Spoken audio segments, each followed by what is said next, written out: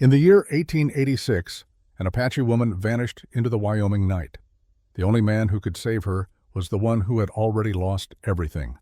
The wind carried smoke across Powder River Basin that August evening, not the clean smoke of cooking fires or the sweet burn of autumn leaves, but the acrid black plume of deliberate destruction. From 3 miles away, Lucas Blackwater could see the orange glow painting.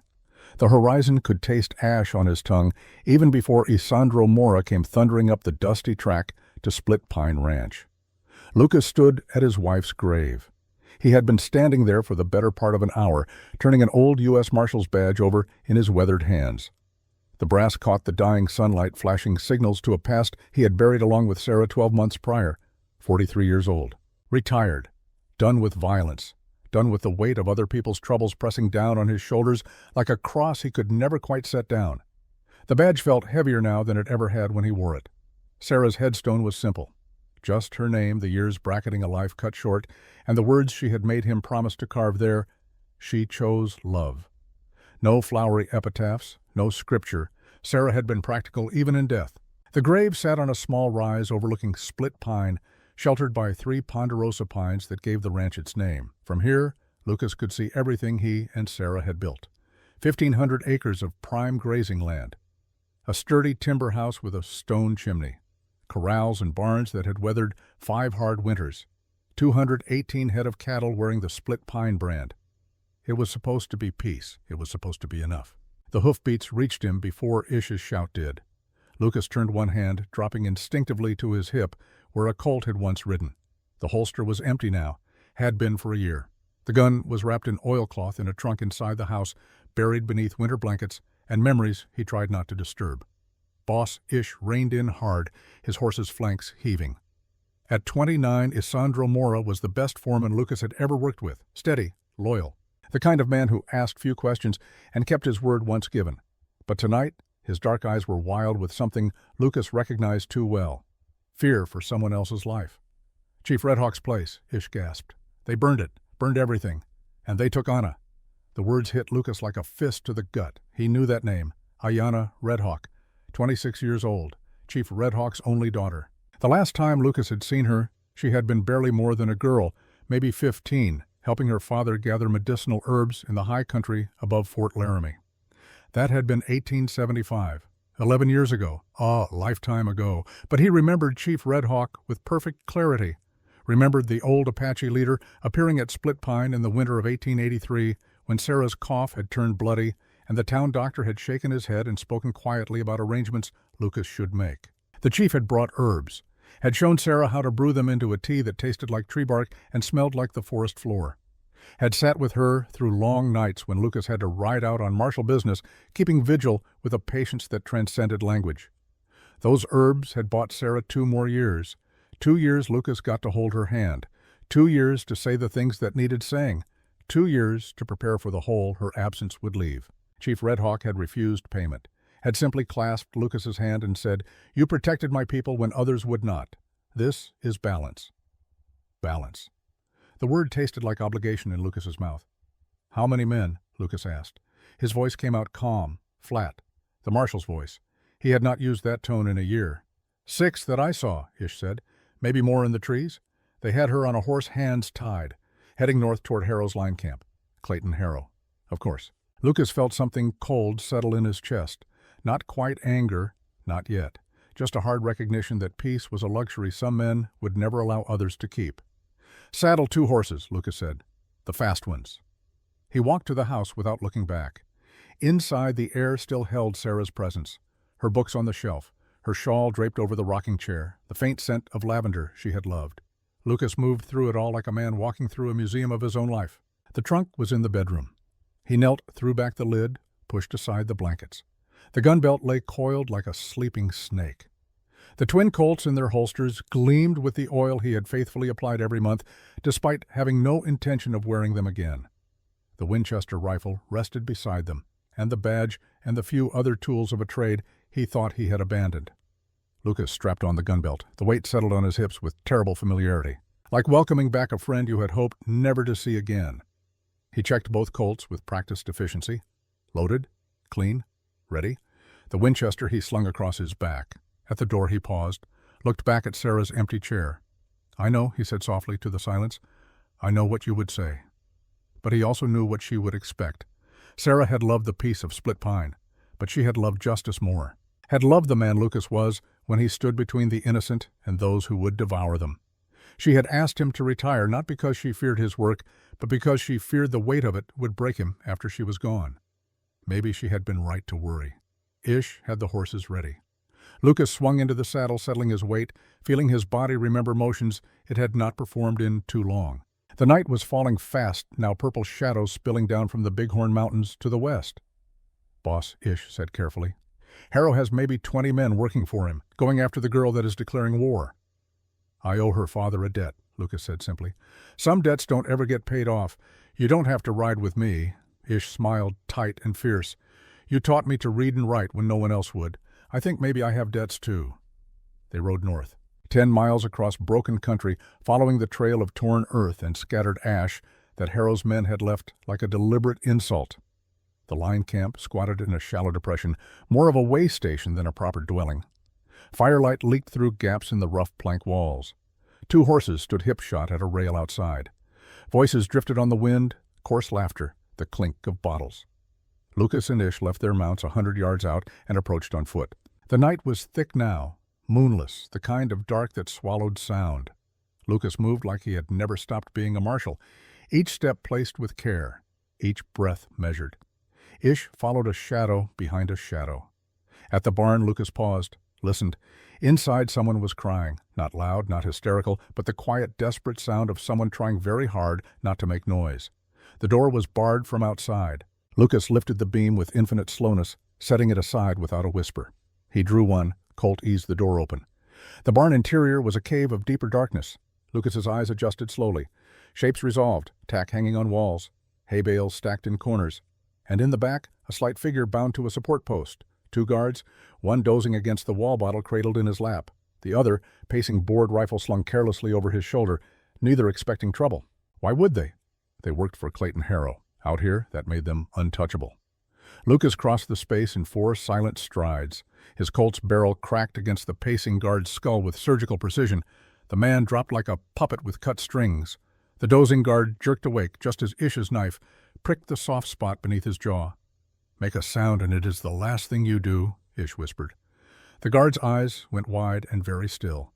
Lucas moved to the bound figure. Even in the dark he could see the resemblance to Chief Redhawk in the set of her jaw, the straight line of her back, despite the rope cutting into her wrists. She watched him with eyes that held fear, yes, but also a sharp intelligence that had not been dimmed by whatever she had endured tonight. He pulled his knife, cut the ropes with 2 quick strokes. "You are Chief Redhawk's daughter." His voice was barely a breath. "Yes." The word was steady, no trembling. This was a woman who had learned to master herself. "Your father, safe. They want the land deed he holds. They think they can force him through me." Lucas nodded once. Smart girl. Understood the game being played. That would make this easier. "We need to move, now." She tried to stand and nearly fell. Circulation gone from legs bound too long. Lucas caught her, supported her weight. "Can you ride? Give me a horse and I will show you." In the doorway, Ish waited with their mounts. The 2 guards lay bound and gagged in the hay. They would be found come morning. By then, it would not matter. Anna took the offered reins and pulled herself into the saddle with a grimace of pain she did not voice. Lucas swung up onto his own horse, taking a moment to glance back at the line camp. Light still glowed in the main building. Laughter still drifted on the wind.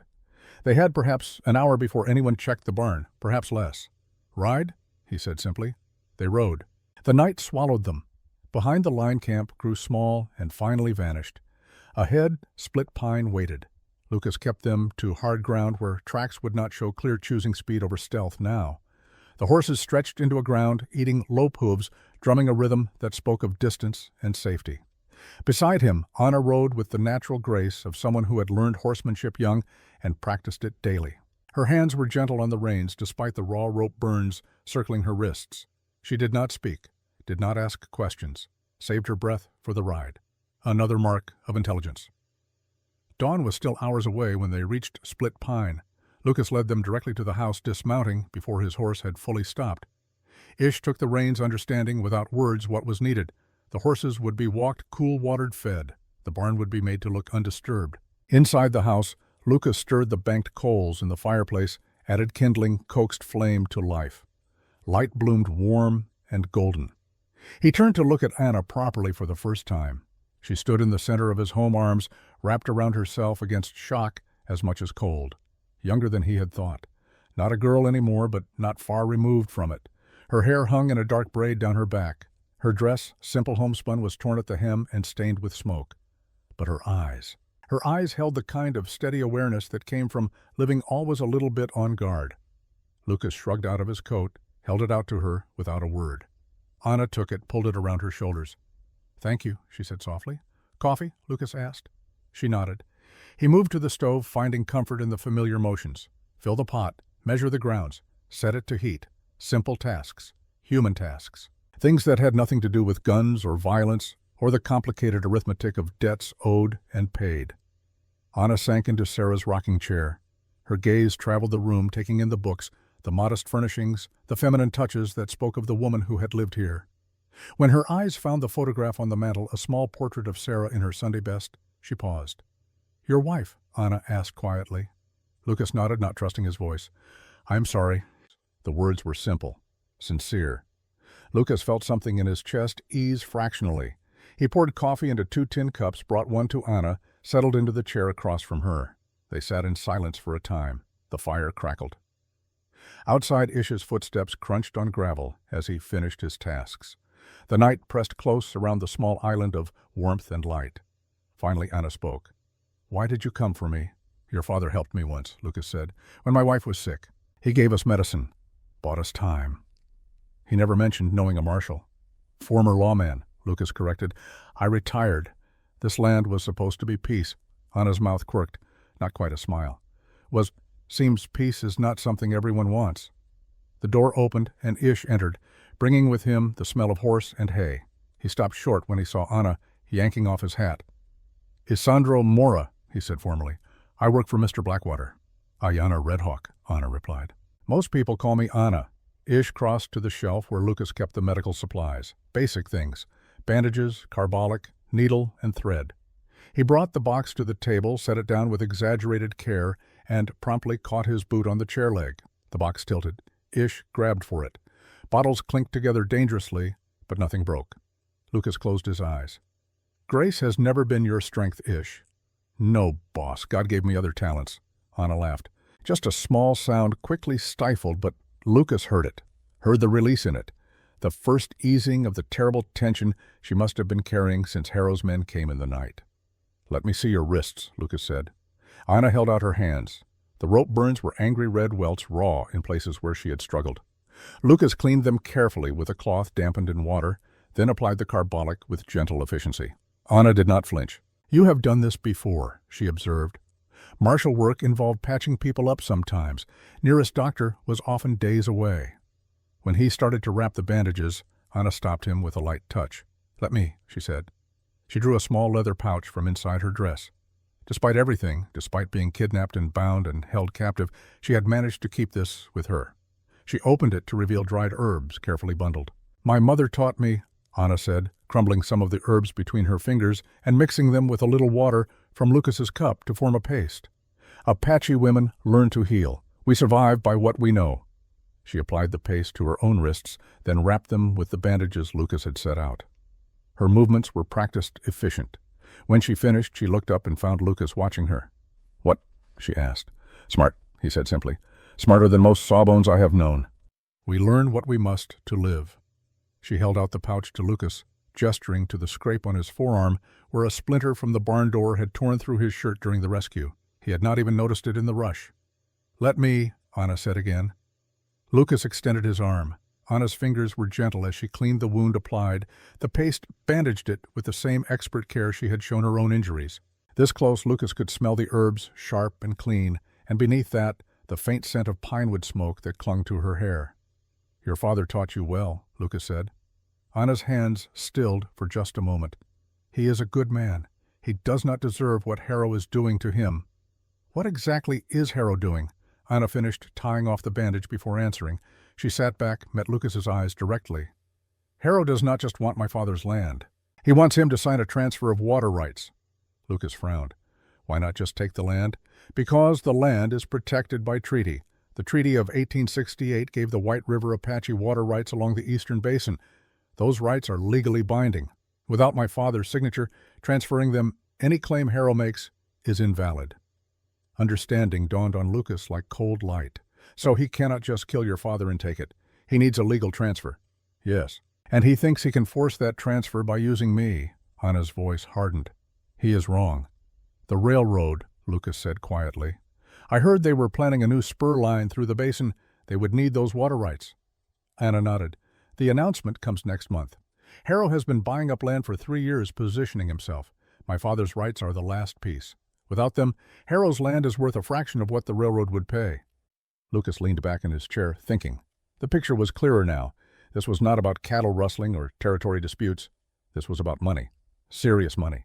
The kind of money that made men do terrible things. The kind of money that turned neighbors into enemies and transformed a frontier territory into a chessboard where people's lives were just pieces to be moved or removed. We will keep you safe, Lucas said finally, until we can figure out the next step. You do not have to do this, Anna said. You have already done more than anyone could ask. Lucas glanced at the photograph on the mantel. Sarah, forever young, forever smiling that slight smile she had worn when she thought no one was watching. Yes, he said quietly, I do. The night deepened. Ish made himself scarce bedding down in the barn to give them privacy. Lucas gave Anna the bedroom, insisting despite her protests. He would sleep in the chair. He had slept in worse places. But before Anna retired, she paused in the doorway. Mr. Blackwater. Lucas. Lucas, your wife. She would be proud of you. The words should have hurt. Instead, they settled something in Lucas's chest that had been restless since he stood at Sarah's grave, watching smoke rise from Chief Red Hawk's burning home. I hope so, he said. Anna disappeared into the bedroom. Lucas sat alone with the dying fire and his thoughts. Outside, the Wyoming night was vast and indifferent. Somewhere out there, Clayton Harrow would be learning that his captive had been taken, would be learning that someone had dared to interfere with his plans. Lucas Blackwater had been retired for a year, had sworn to leave the violence and the weight of justice to younger men, had tried very hard to believe that peace was possible for a man who had worn a badge for 15 years. But some debts, he thought, some debts did not care about retirement or peace or the promises you made to yourself in the dark. Some debts had to be paid regardless of cost.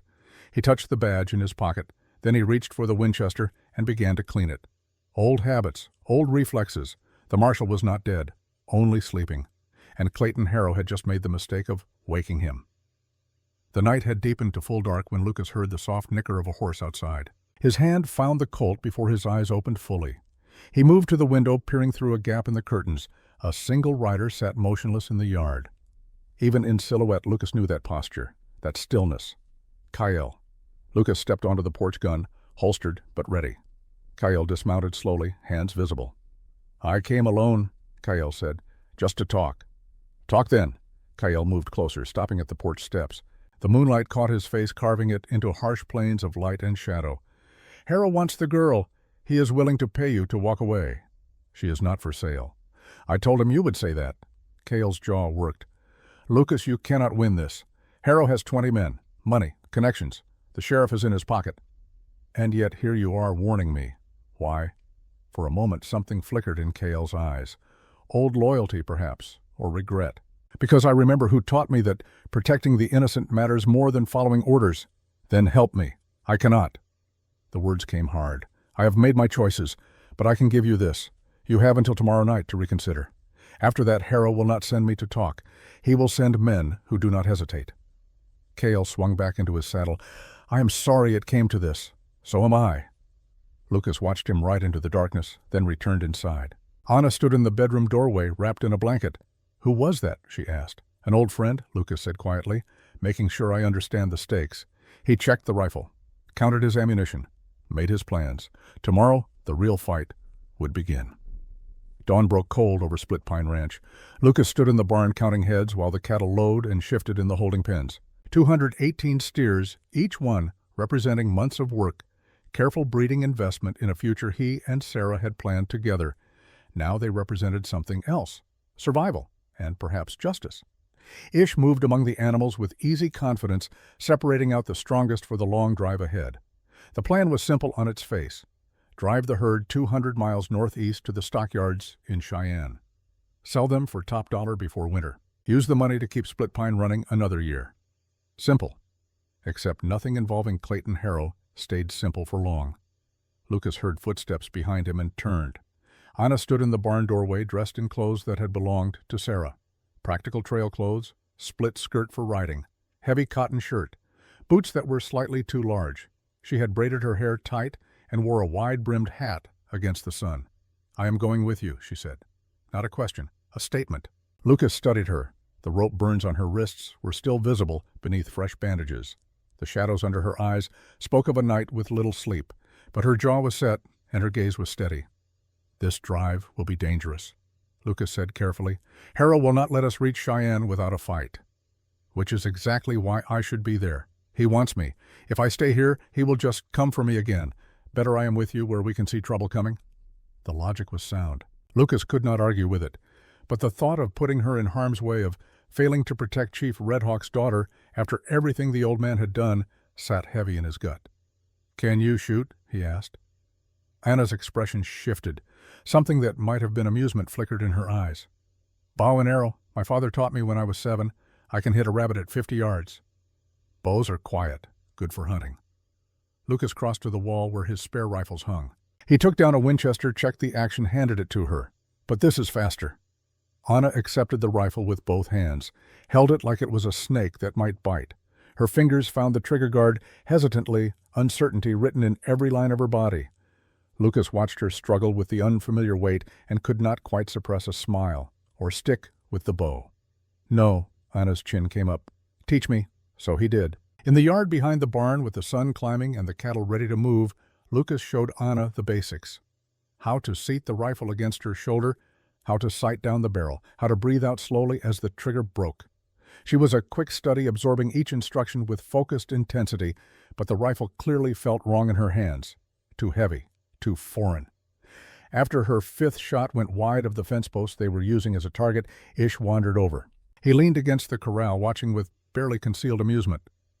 "Boss," he said cheerfully, "I think maybe the lady shoots better than you after all, just not with that thing." Anna lowered the rifle, frustration clear on her face. Then, before Lucas could respond, she drew the short bow from her back. One smooth motion, arrow nocked, draw, release. The arrow buried itself in the exact center of the fence post with a solid thunk. Ish whistled low. "I stand corrected." Lucas looked from the arrow to Anna's face. She was trying not to smile and failing. "I told you," she said. 50 yards. "Keep the bow," Lucas said. "Use what you know. In a fight, familiar beats fancy every time." They moved out mid-morning. Lucas took point, guiding the herd northeast along the established cattle trail that wound through the basin toward the distant promise of Cheyenne. Ish rode drag, keeping the stragglers moving. Anna stayed on the right flank, mounted on a steady sorrel mare that had belonged to Sarah. The horse seemed to sense Anna's competence and responded with calm trust. The land unfolded around them in rolling grassland, broken by rocky outcrops and stands of cottonwood marking the occasional creek. Beautiful country, harsh country, the kind of place that rewarded the prepared and buried the careless. Lucas knew every mile of this route, had driven cattle over it 3 times with Sarah at his side, back when the future had seemed bright and uncomplicated. That future was gone. But the land remained, indifferent, eternal. They covered 10 miles by noon, pushing hard, wanting distance between themselves and Split Pine before Harrow's inevitable response. The cattle moved well, fattened on summer grass, strong enough for the journey ahead. At a creek crossing, Lucas called a halt. Let the herd drink and graze while the humans shared jerky and hardtack in the shade of the cottonwoods. Anna sat with her back against a tree trunk, rolling her shoulders to ease the stiffness of hours in the saddle. "How long to Cheyenne?" she asked. 2 weeks if we push. 3 to be safe." Lucas took a long drink from his canteen. "Depends on weather, and on how determined Harrow is to stop us." "He will be very determined," Anna said quietly. "The railroad announcement is in 4 weeks.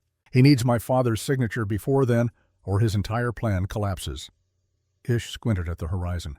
"Boss, riders." Lucas followed his gaze. Dust rising to the south. Not the settled dust of wind over dry ground, but the churning cloud of horses moving fast. 6 riders, maybe 7, coming hard. "Mount up," Lucas said. The easy calm was gone from his voice. This was the marshal speaking now, crisp, commanding. "Get the herd moving. Double time." They scrambled into saddles. Ish hazed the cattle into motion with shouts and the crack of his rope. Anna fell in beside Lucas as they pushed the herd into the narrow throat of Cottonwood Draw, steep banks rising on either side. "If I tell you to run," Lucas said to her, "you run. Understand? I understand that I will not leave you to face them alone."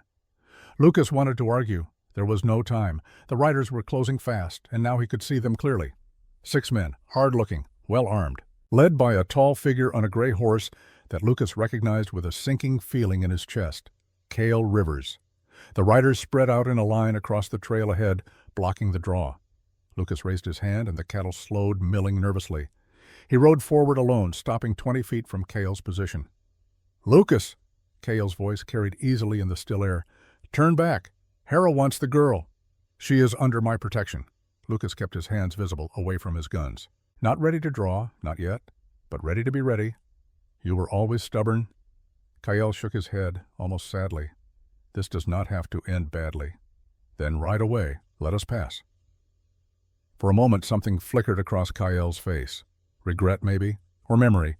Then it was gone, shuttered behind the hard mask of a man doing a job he was paid for. "I cannot do that." The words hung between them. Old history. Old friendship turned to something bitter and irreconcilable. Lucas saw Cale's hand drop toward his holster and knew with absolute certainty that this was about to become violent. Then an arrow hissed through the air and struck the rifle in the hand of the rider to Cale's left. The impact knocked the gun spinning into the dirt. The man yelped and grabbed his stinging fingers. Every head turned. Anna sat on her horse 30 yards back, another arrow already knocked.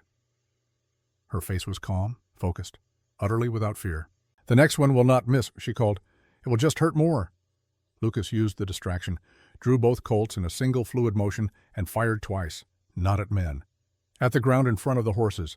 The animals reared, panicked by the sudden gunfire. 2 riders went down, spilling into the dust. The others fought their mounts, concentration broken. "Move!" Lucas shouted. Ish cracked his rope, and the cattle surged forward, a living wall of beef and horn flowing through the gap in the line that Lucas's shots had created. The remaining riders scattered to avoid being trampled.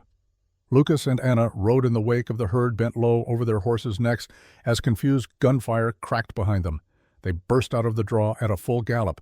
The cattle spread into the open ground beyond, running now with the mindless momentum of their kind. It took another mile before Ish got them slowed and gathered.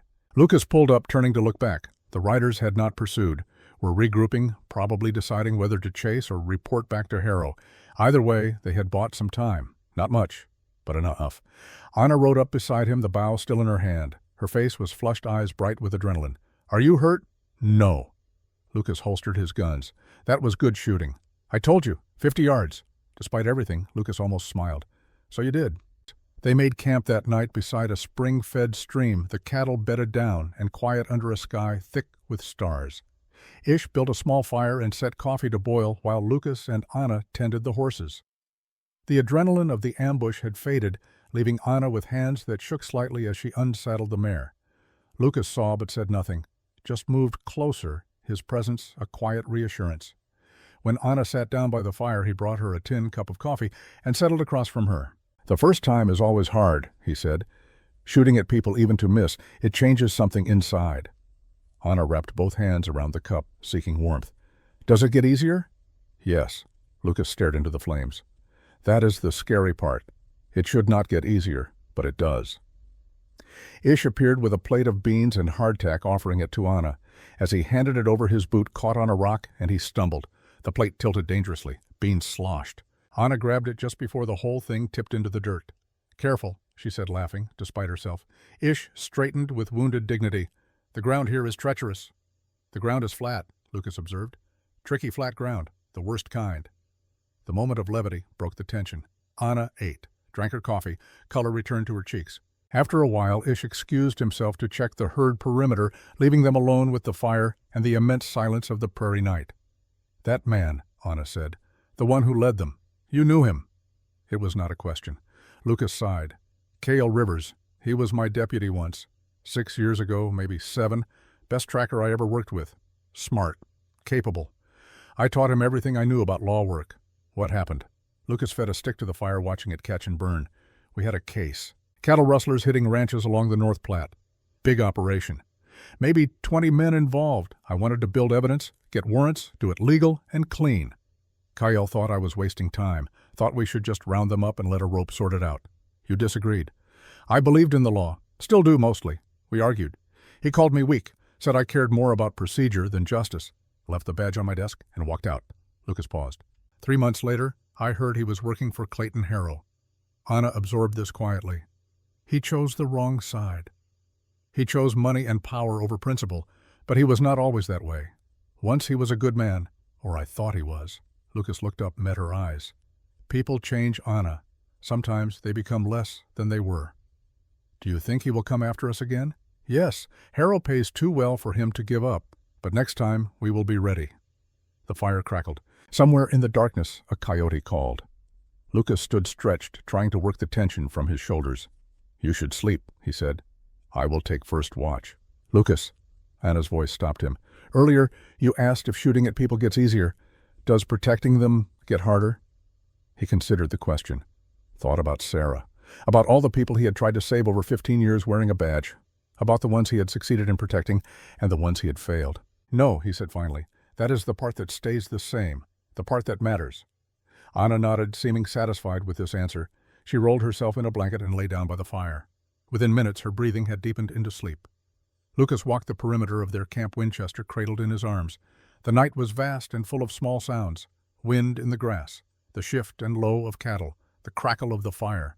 And beneath it all the knowledge that, out there in the darkness, Cale Rivers and Clayton Harrow's men were planning their next move. Let them plan, Lucas thought. He had spent a year trying to be at peace with a quiet life. But peace was not something you could simply claim. Sometimes it had to be fought for, earned in blood and hard choices. He thought about what Anna had said, about her father's water rights, about Harrow's railroad deal, about the casual evil of men who would kidnap and threaten and kill for money. It was an old story, as old as the West itself, power against the powerless, greed against survival. But it was also a story Lucas knew how to end, had ended before many times, with patience, with law. And when law failed, with the kind of frontier justice that left no room for ambiguity. Near midnight, something moved in the shadows beyond the firelight. Lucas brought the rifle up smooth and quiet, sighting along the barrel at the shape resolving out of darkness. A rider, alone, moving with deliberate slowness, hands visible and empty. Cale Rivers, 37 now, and hardened by the years since he left Lucas's service. He rode to within speaking distance and stopped. The firelight caught his face, painting it in harsh angles of light and shadow. Older than Lucas remembered the boyish eagerness carved away by hard choices. Lucas, he said quietly, I came to talk, just talk. I am listening. Cale dismounted, though he kept his distance from the fire, kept his hands away from his guns. Harrow is bringing 15 more men up from Laramie. They will be here in 2 days. When they arrive, he will not send me to negotiate. He will send killers. Why are you telling me this? Because. Cale's jaw worked. Because you were right. Back when we worked together. About doing things the right way. I did not want to admit it then. Still not sure I want to admit it now. But I cannot watch him kill you. Not for this. Lucas studied his former deputy. Saw the conflict written plain in every line of his body. Then help us. Testify against Harrow. End this. I cannot. The words came hard. I have made too many choices to walk back from them now. But I can give you time. 2 days. Use it. And then I will have to do what Harrow pays me for. Cale swung back into his saddle. I am sorry, Lucas, for what I became, for what I have to do. He rode back into the darkness. Lucas watched him go, rifle still at the ready, until the night swallowed horse and rider both. Ish appeared at Lucas's shoulder. You think he means it? About being sorry. Yes. About helping Harrow anyway. Lucas lowered the rifle. Also, yes. They stood in silence, watching the fire burn low. Somewhere out there, 15 hired guns were riding north, 2 days away. 2 days to get the herd to safety. 2 days to figure out how to stop a man with money and power and no conscience. 2 days until blood would have to be paid for in blood. Lucas looked at Anna, sleeping peaceful by the fire. Thought about Chief Red Hawk, about Sarah, about all the debts that bound a man to action, even when action promised nothing but more loss. He checked his guns, counted his ammunition, made his plans. The marshal was awake, and he had work to do. The body lay in a shallow ravine 3 miles south of their camp. Lucas found it on his morning scout, drawn by the circling vultures that marked death on the prairie with patient inevitability. The man wore range clothes, dusty and worn, but the gun belt was quality leather, and the boots were expensive. One of Harrow's hired guns, not local talent, someone brought in special. Lucas dismounted and knelt beside the corpse. The man had been dead maybe 12 hours. Shot once through the chest at distance, very long distance judging by the angle of entry and the small precise wound. Lucas had seen enough bullet wounds to read them like other men read books. This one told a story he recognized with sick certainty. He rolled the body found where the bullet had exited, dug in the dirt beneath until his fingers closed on metal. The slug was deformed from impact with bone, but still identifiable. Winchester .44-40, common enough caliber. But the rifling marks were distinctive, and Lucas had seen them before. 2 years ago, on the bullet he had pulled from Doc Henley's body. Doc Henley, who had tried to help Sarah when the cough turned bloody, who had written to specialists in Denver and Chicago seeking any treatment that might buy her time, who had been found dead in his office one morning, killed by a single shot through his window. Robbery, the sheriff had ruled. Case closed. But Lucas had kept the bullet, had known even then it was murder, not theft, had suspected Clayton Harrow, but could never prove the connection. Now holding an identical slug in his palm, the connection blazed clear. "You think Harrow ordered this?"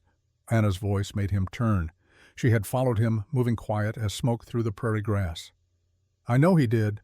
Lucas stood closing his fist around the bullet. "Same shooter, same signature. Harrow keeps a man on payroll who specializes in long-distance kills. Makes them look like accidents or random violence. The doctor who treated your wife." Lucas nodded. The knowledge sat like a stone in his chest. Doc Henley was asking questions about unusual illnesses in the territory, about cattle dying from poisoned water. He was getting close to something Harrow wanted hidden. Anna looked at the dead man. But this one worked for Harrow. Why kill his own? Maybe he knew too much. Maybe he wanted more money. Maybe he just became inconvenient. Lucas slipped the bullet into his pocket. Men like Harrow do not leave loose ends. Can you prove it? Not yet. But I will keep this. Evidence has a way of mattering when you least expect it. Lucas swung back into the saddle. We should move. The others will worry. They rode back to camp in silence. Lucas's mind turned over the implications. Harrow was cleaning house, eliminating anyone who might testify against him. That desperation meant the railroad deal was close, very close, which meant Harrow would escalate, would do whatever it took to force Chief Red Hawk's hand before time ran out. At camp, Ish had the cattle ready to move. Lucas took him aside, showed him the bullet, explained what it meant. "So we are not just protecting the girl," Ish said quietly. "We are the only witnesses to murder. Multiple murders, yes. Then we better get these cattle to Cheyenne fast, before Harrow decides witnesses are inconvenient." They pushed hard that day, covered 15 miles through country that grew rougher as they moved northeast. The land lifted toward the high plains grass, giving way to sage and stone. Good defensive ground if it came to that, but Lucas hoped it would not come to that, hoped the message Kyle had sent to his sister would reach sympathetic ears. He did not know then that those ears were already listening. 70 miles west, in a wood-paneled office in Cheyenne, Judge Horace Morrison read a telegram for the third time. The words had not changed. The implications had not lessened. He set the paper down and looked at the woman sitting across his desk. Elara Rivers was 41 years old. She had taught school in St. Louis before coming west to be near her brother. That was before Kyle had taken work with Clayton Harrow, before the letters from her brother had grown shorter and colder, full of justifications for things she knew he did not believe. Now she sat in the judge's office with the kind of still desperation that comes from watching someone you love lose themselves. "Your brother sent this?" Morrison asked. "Yes, Your Honor, 3 days ago." Elara's hands twisted in her lap. "He says Lucas Blackwater has Chief Red Hawk's daughter, that she fled to him for protection from Harrow's men. And your brother works for Harrow." "He does. God help him, he does." Elara's voice broke slightly. "But he is not past saving. Not yet. He sent me this because part of him still remembers what is right." Morrison had been a territorial judge for 18 years. He had seen men sell their souls for gold, for land, for the simple, brutal pleasure of power over others. He had also seen redemption, though less often than he would have liked. The question was whether Cale Rivers was truly seeking it or simply hedging his bets. "You believe Lucas Blackwater is protecting the girl, not kidnapping her?" "I know Lucas. Knew him when he was marshal in Laramie County. He is as honest as Wyoming sky is wide." Elara leaned forward. "If he has Anna Red Hawk, it is because she needed protection. And if Harrow wants her badly enough to lie about kidnapping, then the railroad deal must be happening soon." Morrison nodded slowly. The railroad deal. He had heard whispers. $500,000 for water rights that would open the entire Eastern Basin to development. Enough money to make good men consider bad choices, and bad men do unspeakable things. "If your brother will testify," Morrison said carefully, "if he will turn state's witness against Harrow, I can issue a federal warrant. But I need evidence, real evidence, not just his word against Harrow's. Cale has kept records, dates, places, orders Harrow gave. He is a tracker. He documents everything." Elara's eyes were bright with desperate hope. "He will testify if you guarantee his protection." "And Lucas Blackwater. He is bringing cattle to Cheyenne. My brother says he needs 4 days to reach the stockyards. If we can keep him alive that long, if we can get him and the girl to safety, then we have witnesses. We have a case." Morrison stood moving to the window. Below Cheyenne sprawled in dusty sprawl. Still more camp than city, still rough at the edges, but growing, changing. The railroad would accelerate that change, would bring money and people and all the complications of civilization. Men like Harrow wanted to control that growth, wanted to own the future before it arrived. "I will issue the warrant," Morrison said, "and I will send federal marshals to meet Blackwater's drive. But Elara, you understand what you are asking of your brother. If he testifies, Harrow will want him dead. Men who betray Clayton Harrow do not live long, quiet lives." "I understand," Elara stood. "But living as Harrow's creature is not living at all. Better to die free than survive as a slave to another man's greed." Morrison wrote out the warrant himself, signed it with the authority vested in him by the United States government. It felt like a small thing. Paper and ink. But paper and ink had toppled empires before. Perhaps they could topple one cattle baron. 4 days, he said, handing Elara a sealed envelope. "Get this to Blackwater. Tell him help is coming." Elara took the envelope like it was holy scripture. "Thank you, Your Honor." "Do not thank me yet. We have a long way between warrant and justice." She left. Morrison sat alone in his office contemplating the wheels he had just set in motion. In his experience, once such wheels began turning, they crushed everything in their path. The question was whether they would crush the guilty or the innocent first. Out on the prairie, Lucas knew nothing of judges or warrants or the help that was coming. He knew only that the herd was tiring and Harrow's deadline was approaching, and Anna looked at him sometimes with eyes that held more than gratitude. They camped that night near a spring called Alkali Creek. Poor water, but the only water for 10 miles in any direction. Lucas set Ish on watch and walked the perimeter himself, restless, sensing something building in the weather or the land, or perhaps just in the inevitable collision of forces that had been set in motion the night he rode to rescue Anna. He found her sitting apart from the fire bow in her lap, staring at nothing. "You should sleep," he said. "So should you." Lucas sat beside her, not close, respectful of space, but near enough that the silence between them felt comfortable rather than empty. "I have been thinking," Anna said after a time, "about what you said. About debts." "What about them? My father saved your wife's life. You are risking yours to protect me. When does the debt end? When is the balance restored?" Lucas considered the question, thought about Sarah, about the 2 years Chief Red Hawk's medicine had bought them, about the weight of obligation and the freedom of choice. "Debts of honor do not end," he said finally. "You do not repay them and walk away clean. They become part of who you are, part of what you owe the world for the grace it has shown you. So you will always be paying this debt. I will always be grateful to your father. That gratitude makes me want to protect you. But Anna," he looked at her directly, "that is not the only reason I am here." Her breath caught, just slightly, just enough. "What is the other reason?" Lucas opened his mouth, closed it. The words were there, but speaking them felt like stepping off a cliff into empty air. Sarah had been gone a year. The grief was still fresh, still sharp. But beneath the grief life persisted, wanted, reached toward warmth and connection, and the possibility that loss was not the only story a man's heart could tell. "You remind me," he said slowly, "that the world still has people worth protecting, worth fighting for. I had forgotten that." Anna's hand found his in the darkness, squeezed once, released. "Thank you for remembering." They sat together until Ish called softly that riders were coming. Lucas was on his feet with guns drawn before the echo faded. But the rider who emerged from the night wore no threat on his face, just exhaustion and the dust of hard miles. "Message for Lucas Blackwater," the man called. Lucas holstered one gun, kept the other ready. "I am Blackwater." The rider dismounted, handed over a sealed envelope. "From Judge Morrison in Cheyenne. The lady said it was urgent." Lucas broke the seal read by Firelight. The words were brief, professional, but they carried the weight of law and the promise of justice. Morrison was issuing a warrant for Harrow's arrest. Federal marshals would meet Lucas's drive 20 miles outside Cheyenne. He needed to hold for 4 more days. 4 days. It might as well have been 4 years.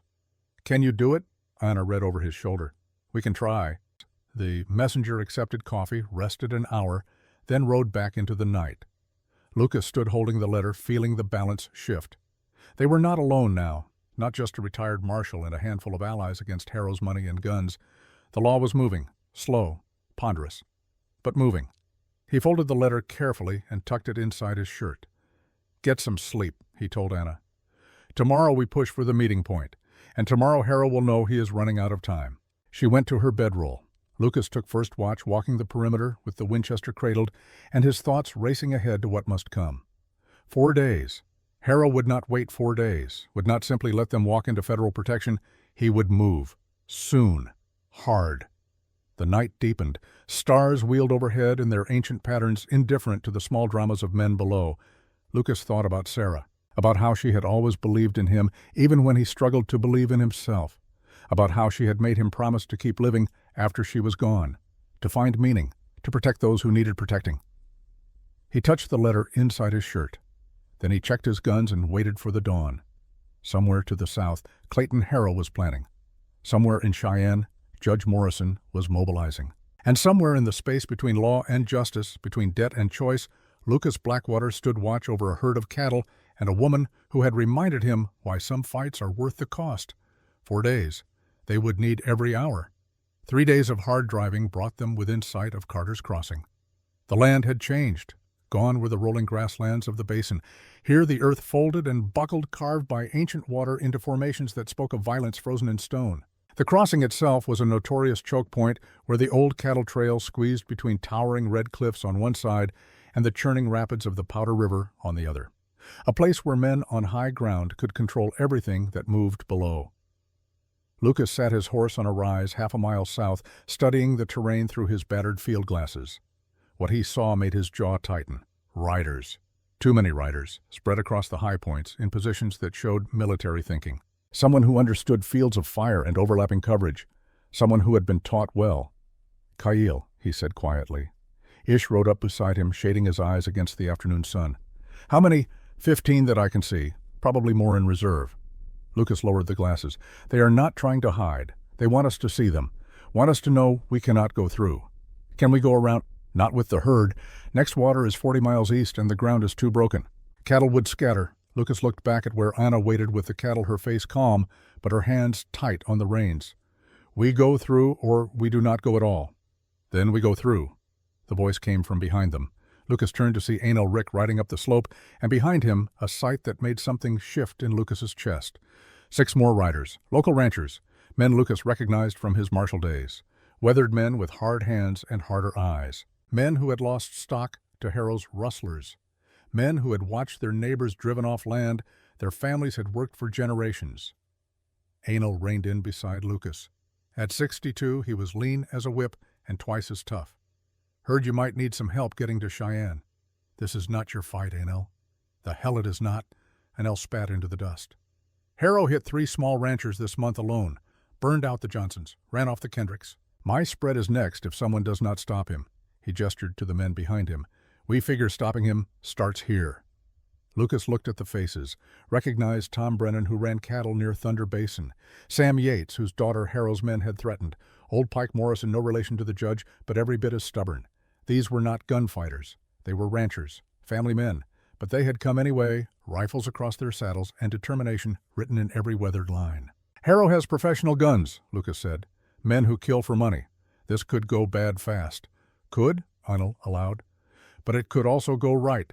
We are not asking for your permission, Lucas. We are just letting you know we are here." Lucas felt the weight of it, of good men choosing to stand when they could have stayed home, of community forming in the face of threat. It was what the West was supposed to be, neighbors helping neighbors, justice enforced by those who cared about it rather than those who profited from its absence. "All right," he said. "But we do this smart. No one shoots unless I give the word. This ends with Harrow in chains if possible, dead if necessary. But it ends legal." They rode down together, 9 men total counting Lucas and Ish. Not an army, but enough to make Harrow's hired guns think twice, enough to shift the odds from impossible to merely terrible. The cattle sensed the tension and lowed nervously as they approached the crossing. Anna brought her horse alongside Lucas. She had strung her bow and wore a quiver on her back. Her face was set in lines that reminded Lucas achingly of Chief Red Hawk. The same stubborn courage, the same refusal to bend.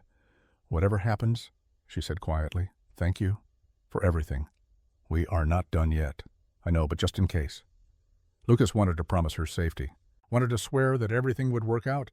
But he had made too many promises he could not keep to make another one now. So he simply nodded and rode on. They reached the narrow throat of the crossing as the sun began its slide toward evening. Harrow's men waited in a line across the trail. 15 riders, hard-faced, well-armed, professional in their stillness. Behind them, Lucas could see Sheriff Calder Ricks, his badge catching the light. And in the center, mounted on a fine black horse, Clayton Harrow himself. Harrow was everything Lucas had expected. Tall, well-dressed even in range clothes, silver in his beard and cold calculation in his eyes. He sat his horse like a man who owned the ground beneath its hooves and everything that grew or walked upon it. To his left, slightly apart, sat Cale Rivers. Lucas raised his hand, and the cattle stopped. The ranchers spread out in a loose line behind him, not quite threatening, but no longer deferential. Ish stayed with the herd. Anna rode at Lucas's right hand, visible and defiant.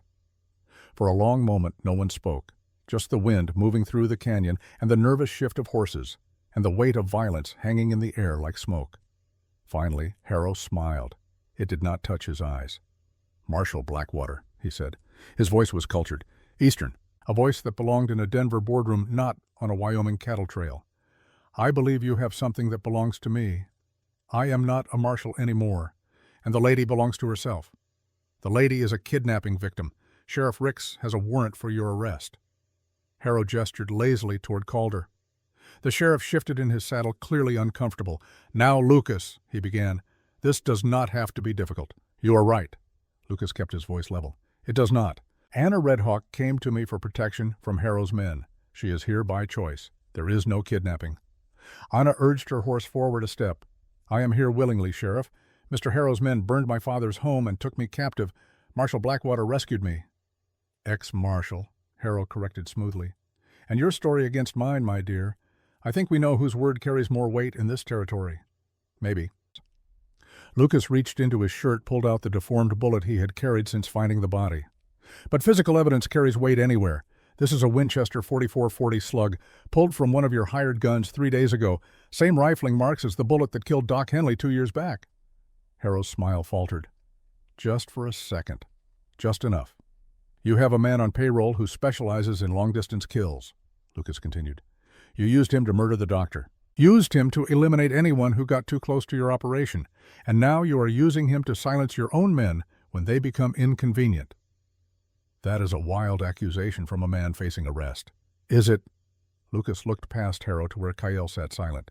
"Ask your tracker. Ask him if I am lying." All eyes turned to Cale. He sat motionless for a heartbeat, then another. When he spoke, his voice was quiet, but it carried, "He is not lying." Harrow's head snapped around. "What? Lucas does not lie." Cale nudged his horse forward, putting himself between Harrow and Lucas. "He is a lot of things. Stubborn, self-righteous, sometimes too trusting of the law when a bullet would serve better, but he does not lie." "Cale," Harrow's voice went hard, "remember who pays you." "I remember who taught me." Cale looked at Lucas. Something passed between them. Old history, old friendship. The ghost of the men they had been before money and grief and hard choices pulled them apart. "You taught me that a badge means protecting the innocent, even when it is hard, even when it costs you everything. So I did. I forgot that, for a while." Cale's hand moved to his gun, not to draw, just to rest there. "But I remember now." Harrow's face went white with fury. "You are making a mistake." "I have made a lot of those." Cale turned his horse to face Harrow directly. "But riding away from Lucas Blackwater was the biggest. I am not making it again." His gun came out smooth and sure, not pointing at Lucas, pointing at Harrow. The line of hired guns shifted uncertain. They were paid to follow orders, but orders from a man who was suddenly facing his own enforcer's gun were worth questioning. "Gentlemen," Cale called to them, "you are being paid to commit murder. Federal marshals are riding to meet this drive. When they arrive, anyone still working for Harrow will hang alongside him. I suggest you consider your employment options carefully. One by one, the hired guns lowered their weapons. Some turned their horses and simply rode away. Others sat frozen, unwilling to fight, but unable to flee. Within seconds, Harrow's force had dissolved from a threat into a collection of confused, demoralized men looking for any excuse to be somewhere else. Harrow reached for his own gun. Lucas was faster. His Colt appeared in his hand with the speed of long practice, and the shot cracked across the canyon. The bullet struck Harrow's revolver as it cleared leather, tearing it from his grip and sending it spinning into the dust. Harrow cradled his numbed hand and stared at Lucas with naked hatred. "You cannot prove anything." "Actually," Anna said clearly, "he can. My father's land is protected by the Treaty of 1868, water rights included. Any claim you make without his legal consent is void. And when the federal marshals examine your operation, they will find evidence of fraud, extortion, and murder." Rick urged his horse forward.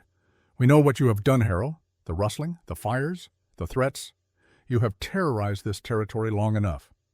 The other ranchers murmured agreement, moved forward as a group, not threatening, just present. Witnesses, a community that had finally found the courage to stand together. Sheriff Calder looked from Harrow to Lucas to the assembled ranchers. Whatever nerve he once possessed failed him completely. "Now everybody just calm down," he tried weakly. "You are bought Calder." Lucas kept his gun on Harrow. "Everyone here knows it. Step aside." The sheriff did, slumped in his saddle like a man watching his future collapse in real time. Kyle dismounted, walked to Harrow, and pulled him from his horse, not gently. Harrow hit the ground hard and came up with dust on his expensive coat and murder in his eyes. "You will regret this," he snarled at Cale. "Probably." Cale bound Harrow's hands with practiced efficiency. "But at least I will regret the right thing for once." Hoofbeats echoed from the North Canyon. Lucas tensed, guns swinging toward the sound. But the riders who emerged wore federal badges and rode with the unhurried confidence of law that knew it was backed by the full weight of government. The lead marshal was a compact man in his 50s, with gray at his temples and eyes that had seen most things the West could offer. He reined in, took in the scene with a glance that missed nothing, and allowed himself a small smile. "Marshal Blackwater," he said. "Judge Morrison sent word you might need assistance." "Ex-marshal," Lucas corrected automatically. Then, "Your timing is good." "So I see." The federal marshal looked at Harrow. "Clayton Harrow, you are under arrest for conspiracy to commit murder, fraud, extortion, and violation of federal treaty rights." He turned to Sheriff Calder. "And you are under arrest as accessory to the above." Calder went even more pale. "I was just following orders. Save it for the trial." Two deputy marshals moved forward with chains. Harrow fought them, cursing, threatening, invoking the names of powerful men who would make everyone regret this. The deputies ignored him with the weary patience of men who had heard it all before. Within minutes, both Harrow and Calder were secured and mounted on horses for the ride back to Cheyenne. The lead marshal approached Lucas. "Daniel Wright," he introduced himself. "Judge Morrison speaks highly of you, says you are one of the best lawmen he ever worked with." "I retired." "So I heard, and yet here you are." Wright's eyes held knowing amusement. "The judge authorized me to offer you your badge back. Full reinstatement. Federal marshal operating out of Cheyenne." Lucas looked at the badge Wright held out. Felt its weight, its obligation, its promise of endless fights against men like Harrow, who would always exist, always push, always take, unless someone stood against them.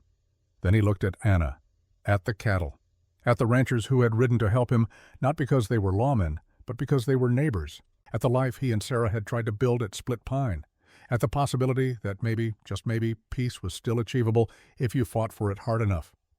"I appreciate the offer," Lucas said carefully, "but I think I will stay retired. There are other ways to help, other ways to make a difference." Wright nodded like he had expected the answer. "Fair enough, but if you change your mind, the offer stands." He rode back to his men. Lucas watched them take Harrow and Calder north toward justice and trial and whatever consequences the law would exact. It felt anticlimactic. After all the buildup, all the tension, the end came down to chains and warrants and the slow grinding machinery of courts. But that was how it should be. Law, not vengeance. Justice, not blood. At least this time. Kyle approached slowly, stopped a few feet away. His hands were empty and his face was uncertain. "What happens to me?" he asked. "That depends." Lucas holstered his gun. "Wright will want your testimony. Everything you know about Harrow's operation. Names, dates, crimes. You willing to give it?" "Yes." "Then you will do time. maybe 2 years in the territorial prison, but you will be alive. And when you get out, you will have a chance to be the man you should have been all along. Kyle absorbed this, nodded slowly. I can live with that. Anna stepped forward. To Lucas's surprise, she embraced Kyle. Quick, fierce. Thank you for choosing right, even if it took you too long to get there. Lucas taught me how. I just forgot for a while. Then remember, from now on. Kyle went to the federal marshals and surrendered formally. They bound his hands, but gently treating him like a witness rather than a prisoner. He looked back once at Lucas. Some communication passed between them. Not forgiveness, not yet, but the beginning of something that might someday approach it. The ranchers dispersed, heading back to their spreads with the satisfied air of men who had done hard work and seen it finished right. Anil clasped Lucas's hand before he left.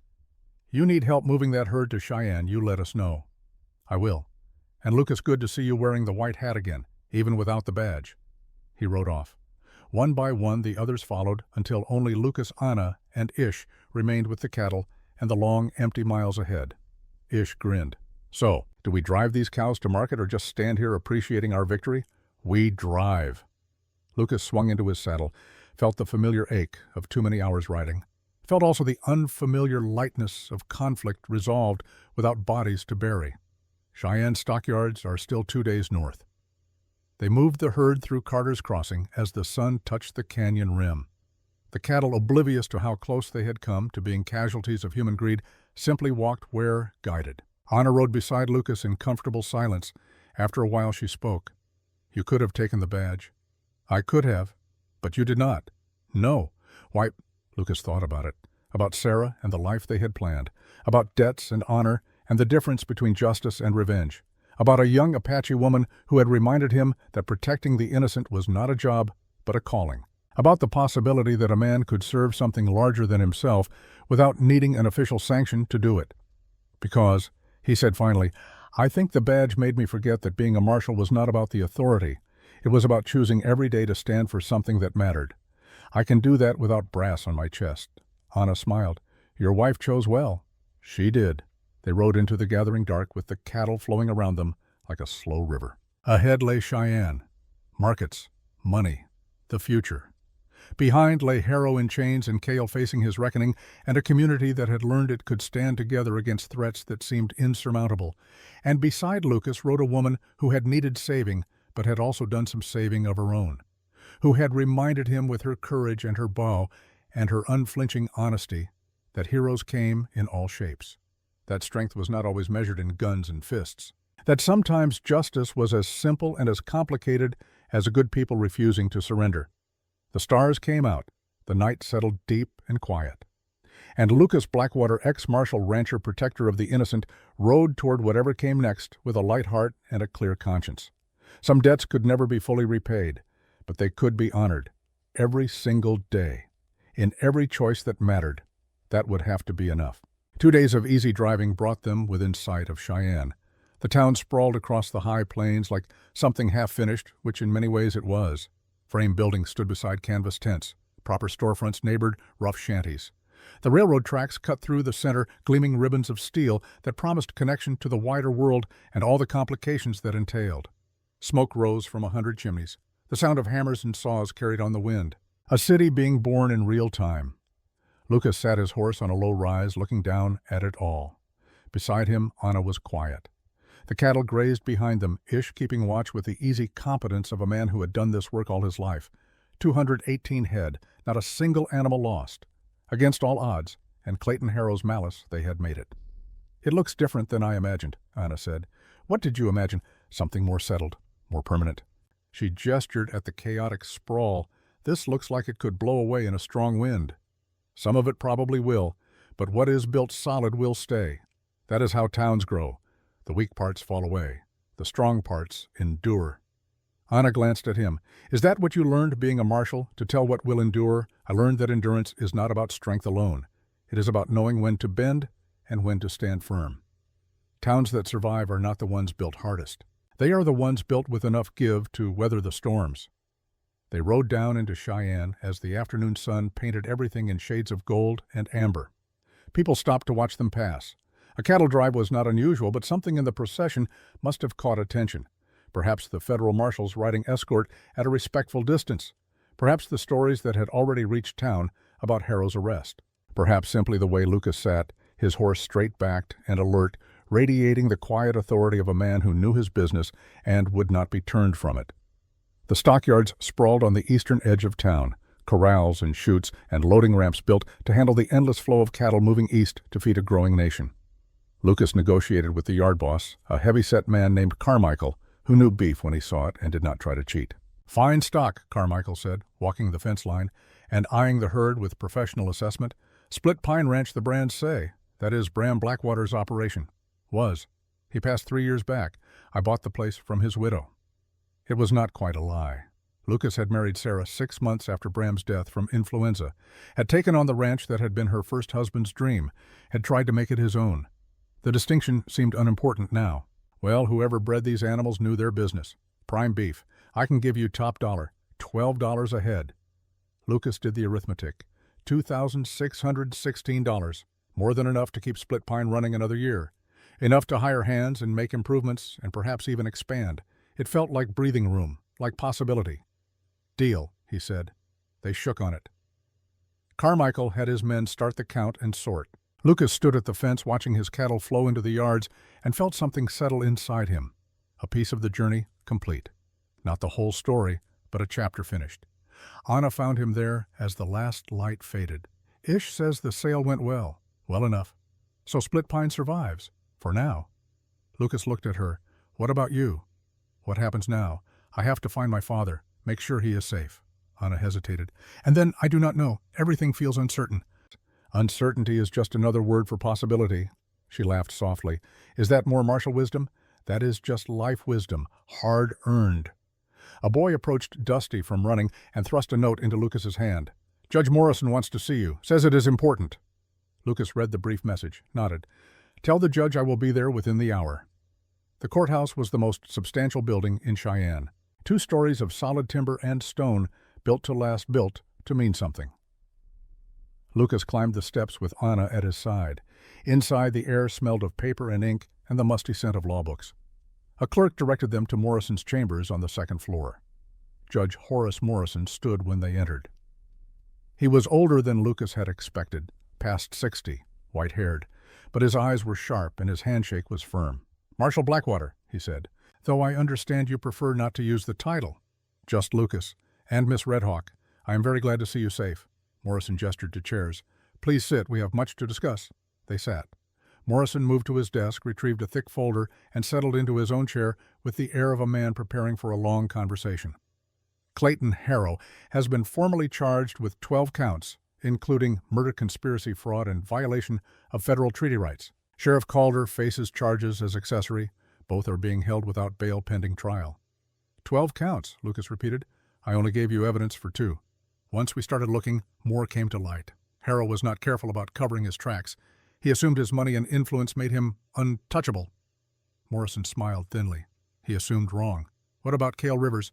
"Mr. Rivers has agreed to testify in exchange for a reduced sentence. 2 years in the territorial prison time, to be served in protective custody, given the number of people who will want him dead for turning on Harrow."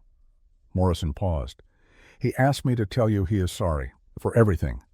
Lucas absorbed that, tried to feel something other than the complicated tangle of old friendship and bitter disappointment. He made his choices. Now he lives with them. "As we all do." Morrison turned his attention to Anna. "Miss Redhawk, I have sent word to your father. He should arrive in Cheyenne tomorrow. I wanted to personally assure him of your safety and to discuss the matter of his water rights." "What about them?" "Harrow's claim is void. Has been from the beginning. Your father's rights under the Treaty of 1868 are legally binding and federally protected. No one can take them without his consent." Morrison leaned forward. "However, the railroad does need access to that water route. They are prepared to negotiate a fair price. Very fair. Enough to provide for your family for generations." Anna's eyes widened. "How much?" Morrison named a figure. Lucas heard Anna's sharp intake of breath. It was more money than most people in the territory would see in a lifetime.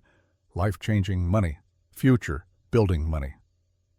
"My father will want to discuss it with the tribal council," Anna said carefully. "This affects more than just our family." "Of course, the railroad is willing to wait for proper consultation. They learned from Harrow's mistakes." Morrison closed the folder. "Now there is one more matter. Lucas, your actions over the past week have prevented multiple murders, broken up a criminal conspiracy, and restored faith in the rule of law. The territorial governor wants to thank you personally. That is not necessary. Perhaps not. But it is happening anyway. There will be a reception tomorrow evening. You are expected to attend. Morrison's eyes twinkled. It is not a request.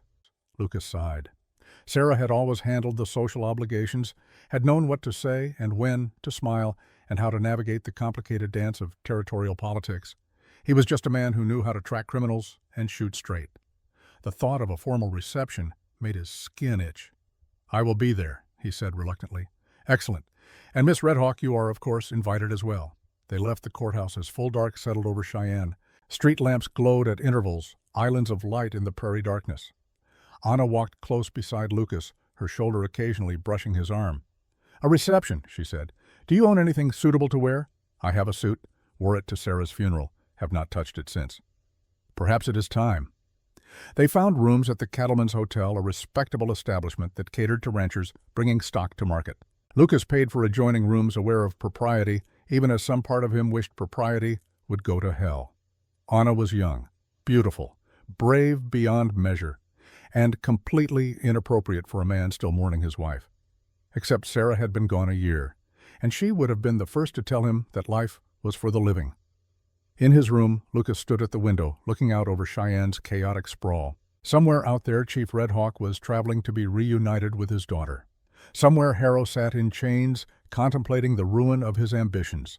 Somewhere Kyle prepared to pay for his choices with years of freedom. And here Lucas stood alone with his thoughts and the ghost of a woman who had asked him to keep living. A knock at the connecting door. Lucas opened it to find Anna changed into a simple dress, her hair loose around her shoulders. She looked young and uncertain and heartbreakingly hopeful. I wanted to thank you, she said, properly, before my father arrives and everything becomes formal and complicated. You have thanked me. No, I have said the words. That is not the same thing. She stepped closer. You risked your life for me, for my father, for people you barely knew, not because you had to, because you chose to. Your father saved Sarah. That debt needed honoring. Is that all it was, debt? Her eyes searched his face. Because sometimes when you look at me, I think perhaps there is something more. Lucas felt his heart rate quicken, felt the pull of her nearness and the weight of a year's loneliness pressing down. Felt also Sarah's memory, not accusing, but quietly supportive whispering that love once given did not prevent love offered again. Anna, he said carefully, you are 26 years old. I am 43. You have your whole life ahead of you. I am a retired lawman trying to run a cattle ranch and failing at both. You saved my life. That does not mean you owe me yours. I know. She reached up, touched his face with fingers that trembled slightly. But what if I want to give it anyway? For a long moment, Lucas stood paralyzed between past and future, between the man he had been and the man he might yet become. Then with infinite gentleness, he took her hand and lowered it. Ask me again, he said quietly, after you have had time to think. After you have seen your father and made your decisions about the future without the weight of gratitude clouding your judgment. If you still feel this way in a month, in 6 months, then we will talk about it. Disappointment flickered across her face, then understanding, then something that looked remarkably like respect. You are a very stubborn man, Lucas Blackwater. So I have been told. She smiled, rose on her toes and kissed his cheek. 1 month then. I will ask again. She slipped back through the connecting door before he could respond. Lucas stood alone with the imprint of her lips burning on his skin and his heart doing complicated things in his chest. Outside, Cheyenne went about its business. Inside, Lucas sat on the edge of his bed and tried to untangle what he felt. Grief for Sarah, attraction to Anna, guilt that the two emotions could coexist, hope that perhaps they were meant to. He pulled out the photograph of Sarah he always carried, looked at her familiar face, her slight smile, the way her eyes had always held amusement at his earnest intensity. I do not know what I am doing, he told the photograph. I am trying to honor you, trying to honor the promises I made, but I think maybe you would not want me to be alone forever. The photograph predictably did not answer. But sitting in the quiet of his room, Lucas thought he heard Sarah's voice anyway, gentle, loving, telling him what she had always told him when he got tangled up in his own head. Trust yourself. Do what is right. Live fully. He tucked the photograph away, Tomorrow would bring Chief Red Hawk and the reception and whatever complications came with formal recognition. But tonight he had survived, had protected the innocent, had seen justice at least partially served, and he had been reminded by a brave young woman with a bow and an unflinching spirit that the future was not something to fear, but something to build, one day at a time, one choice at a time. He slept that night without nightmares, without the weight of violence unresolved or debts unpaid pressing down on his chest, just clean exhaustion and the satisfaction of work done right. In the morning he woke to sunlight and the sound of Cheyenne coming to life outside his window. Washed, shaved, put on the suit he had not worn since Sarah's funeral. It still fit, though it smelled of camphor and disuse. Downstairs, Anna waited in the hotel restaurant. She wore a different dress, finer than anything he had seen her in before. Someone, probably the judge, had provided appropriate clothing. She looked beautiful and composed, and very much like a woman who knew her own mind. "My father arrives this afternoon," she said as Lucas sat down. "I am nervous." "He will be glad to see you safe." "I know, but there is so much to tell him, about the water rights, about the money, about—" She trailed off, color rising in her cheeks. "Take your time. He is your father. He will understand." They ate breakfast in comfortable silence. Afterward, Lucas walked her to the courthouse where Morrison had arranged rooms for Chief Red Hawk's arrival. Then he returned to the stockyards to finalize the sale and collect his payment. Carmichael handed over a bank draft with the satisfied air of a man who had made a good deal. "Pleasure doing business with you, Mr. Blackwater. You bring me stock like this again. I will take all you can deliver." "I will remember that." Lucas folded the draft carefully and tucked it inside his jacket. $2,616, Split Pines Future written in ink on paper.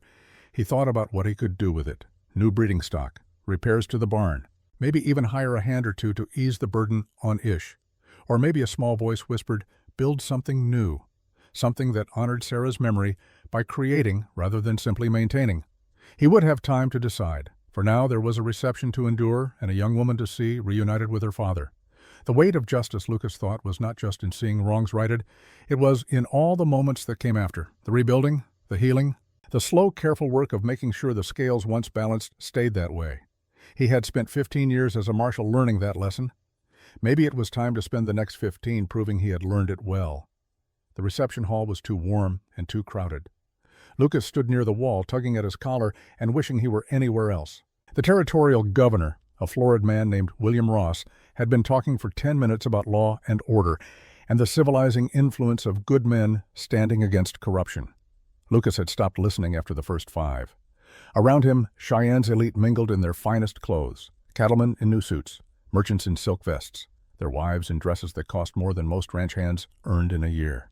It was a world Lucas had never belonged to and did not particularly want to join now.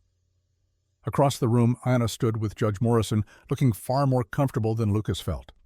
She had changed again into an elegant blue dress that brought out the warm tones of her skin. Her hair was pinned up in a style that seemed too formal for the woman who had ridden 200 miles through hostile country with a bow on her back. But she smiled and nodded at the right moments and seemed perfectly at ease. Lucas felt a hand on his elbow and turned to find Ish grinning at him. The foreman had cleaned up remarkably well, though he still looked like a man who would rather be working cattle than making small talk. "Boss, you look like you are facing a firing squad," Ish said quietly. "I would prefer the firing squad. At least that would be over quickly. The governor is almost finished. Then you shake some hands, accept their thanks, and we can leave." "We cannot leave. This is in our honor." "Their honor. I am just here for the free food."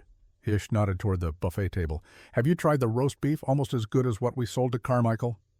Despite himself, Lucas smiled. "Go eat. One of us should enjoy this." Ish wandered off. Lucas remained by the wall, watching the crowd and counting the minutes until he could politely escape. He was so focused on his own discomfort that he almost missed the moment Anna stiffened her eyes going to the door. Lucas followed her gaze and felt his own heart skip. Chief Red Hawk stood in the entrance, framed by the doorway like something from another time. He was shorter than Lucas remembered, older. The years had carved deep lines into his copper skin and turned his braided hair more silver than black. But his bearing was that of a man who commanded respect through presence alone. He wore traditional Apache clothing, beaded and fringed, a deliberate statement in a room full of white men in suits. Beside him stood a younger man, clearly Apache, who scanned the room with the wary alertness of a bodyguard. But the chief's eyes found Anna immediately. Father and daughter stared at each other across the crowded room.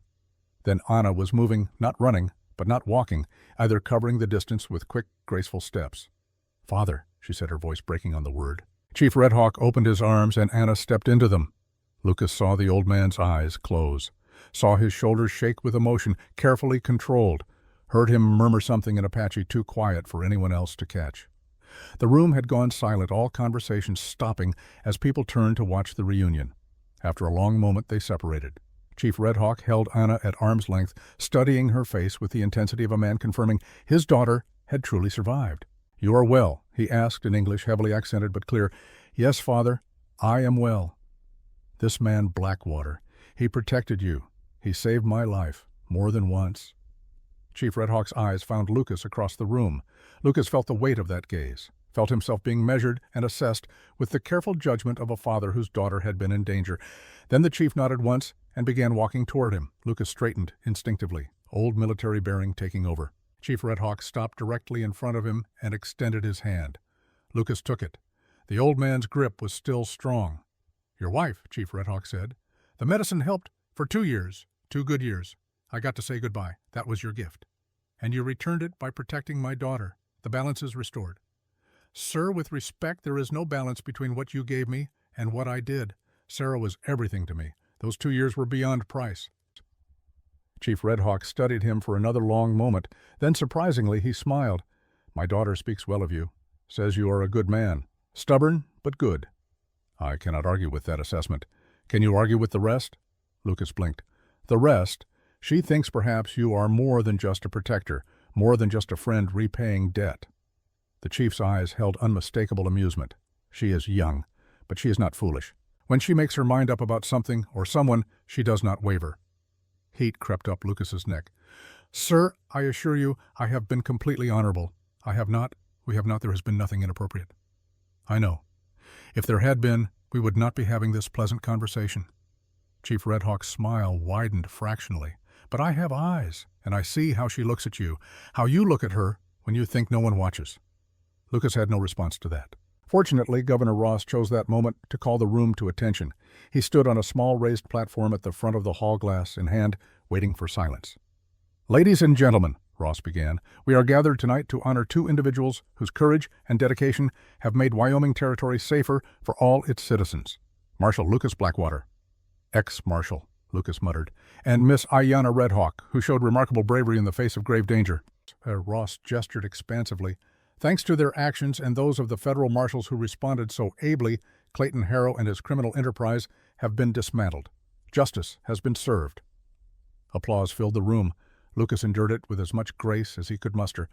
When it finally died down, Ross continued, "I am pleased to announce that the trial concluded this afternoon. Clayton Harrow has been sentenced to 25 years in the federal penitentiary. Former Sheriff Calder Ricks received 10 years. Both men will serve their full terms without possibility of parole." More applause. Lucas felt something settle in his chest. 25 years. Harrow would be an old man when he got out, if he got out. His empire was broken, his schemes exposed. The cattle barons and corrupt officials who had enabled him were scrambling to distance themselves. It was not perfect justice, but it was real justice, the kind that lasted. "Additionally," Ross said, "I am authorized to announce that the Union Pacific Railroad has reached agreement with Chief Red Hawk and the White River Apache regarding water rights in the Eastern Basin. The terms are fair and legally binding. This serves as a model for how development and tribal sovereignty can coexist with mutual benefit." Chief Red Hawk inclined his head slightly, acknowledging the words without comment. Lucas knew the railroad had paid handsomely for those water rights, knew the money would transform life for the Apache communities that depended on Chief Red Hawk's leadership. It was perhaps the best outcome they could have hoped for. The governor raised his glass. "To justice, to honor, to the brave men and women who make this territory a place where the rule of law means something." Everyone drank. Lucas managed a sip of the champagne someone had pressed into his hand earlier. It tasted expensive and made him long for simple black coffee around a campfire. The formal portion of the evening ended. People began to mingle again, many approaching Lucas to shake his hand and offer congratulations. He accepted with as much patience as he could manage. Ish appeared periodically to rescue him from particularly tedious conversations, inventing urgent matters that needed Lucas's immediate attention. Finally, mercifully, the crowd began to thin. Lucas found himself on the courthouse steps as the last guests departed, breathing deeply of the cold night air. Stars blazed overhead, indifferent and eternal. Anna emerged from inside, wrapped in a shawl against the February chill. "My father wants to speak with you tomorrow, about the ranch." "What about it?" "He thinks perhaps some of my people could work there, learn cattle ranching. He believes the old ways and the new ways must find balance, or we will lose everything." Lucas considered that. Split Pine was big enough to support more hands, and teaching Apache youth practical skills that would serve them in the changing West seemed like exactly the kind of legacy Sarah would have approved. "Tell him I would be honored to discuss it." Anna smiled. "He also wants to know your intentions regarding his daughter." "I have no intentions. I have honorable intentions, which is to say." Lucas stopped, took a breath. "What did you tell him? That you are the most frustrating man I have ever met, that you saved my life and refuse to take any credit for it, that you treat me with more respect than any man ever has." She stepped closer. "And that I intend to marry you whether you cooperate or not." Lucas felt the world tilt slightly. "Anna, 1 month, you said. It has been 3 weeks. Close enough." Her eyes held his, unwavering. "I love you, Lucas Blackwater, not because you saved me, not because I am grateful, but because you are good and brave and you make me want to be better. So, what are your intentions?" For a long moment, Lucas could not speak, could only stand there, feeling his carefully constructed defenses crumble. He thought about Sarah, about the promise he had made to keep living, about the possibility that love was not a finite resource to be hoarded, but a renewable gift to be accepted when offered. "My intentions," he said carefully, "are to court you properly, to give you time to be absolutely certain, to speak with your father and ask his blessing. And if after all that you still want a stubborn ex-marshal who is better with cattle than conversation, then yes, I would be honored to marry you." Anna's smile could have lit the entire prairie. 6 months, then, to court properly. "But Lucas—" "Yes, I will not change my mind. I believe you." She kissed him then, quick and soft and full of promise. Then she slipped back inside before he could respond, leaving him alone on the steps with his heart doing complicated gymnastics and a future spreading out before him that looked nothing like the past but felt somehow exactly right. Time passed. Winter gave way to spring.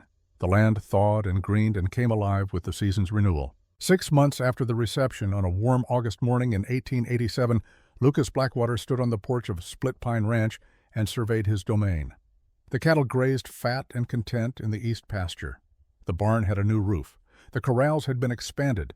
And in the yard a group of Apache children sat in a rough circle while Anna taught them to read and write using a primer she had ordered from Denver. The children ranged from 6 to 14 sons and daughters of families that had taken Chief Red Hawk's advice and sent their young to learn the skills they would need in the changing world.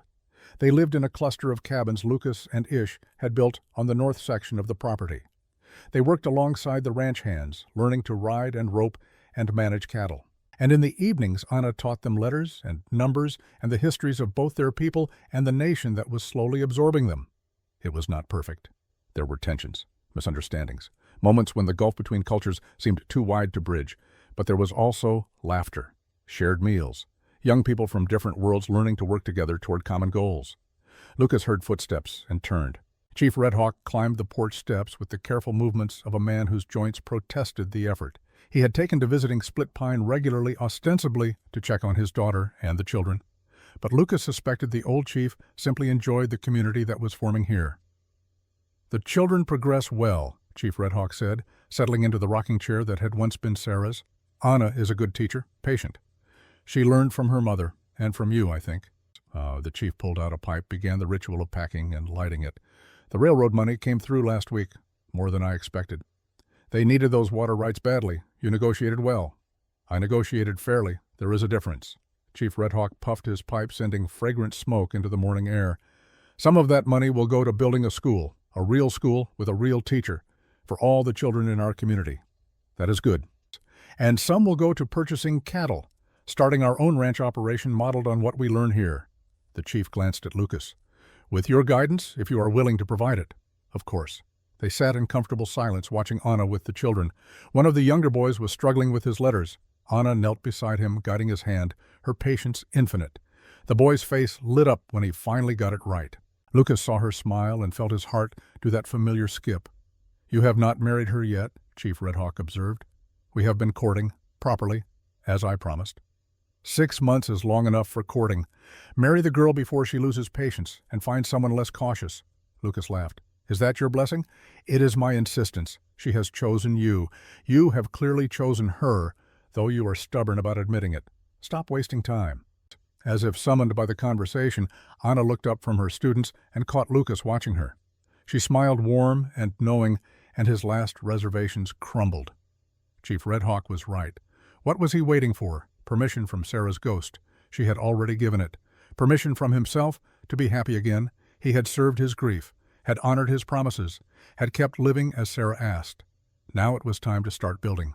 That evening, after the children had returned to their cabins, and Ish had bedded down in the barn, and Chief Red Hawk had ridden back to his own home, Lucas and Anna sat on the porch watching the sun paint the Bighorn Mountains in shades of fire and gold. "Your father says I should marry you," Lucas said. "Does he?" Anna's tone was carefully neutral. "What do you think?" "I think he is probably right. He usually is." Lucas took her hand. "Anna, these past 6 months have been, I do not have words for what they have been. You have brought life back to this place. To me? I wake up looking forward to the day instead of just enduring it.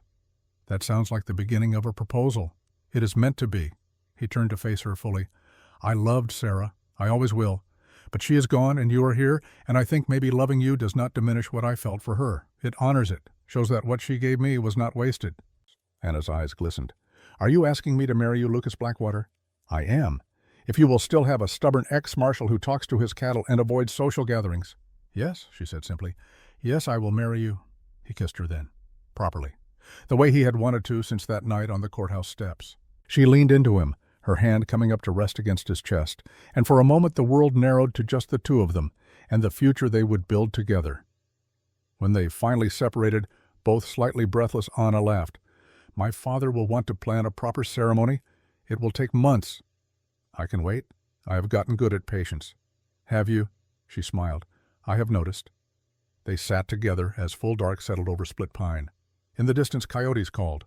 Closer, the cattle lowed their evening chorus. The ranch breathed around them alive and thriving and full of possibility. Lucas thought about the journey that had brought him here. From marshal to rancher to reluctant hero and back again.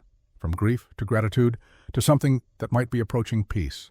The path had not been straight, had not been easy, but it had been his chosen through action and conviction, and the simple determination to do what was right even when right was hard. "The railroad announcement was in all the papers," Anna said, breaking the comfortable silence. "Wyoming Territory will petition for statehood next year. They think it will be approved within 3 years. Wyoming has a good sound to it." "It does." She squeezed his hand. "We will see it happen together. This place becomes something permanent. Like us. Like us."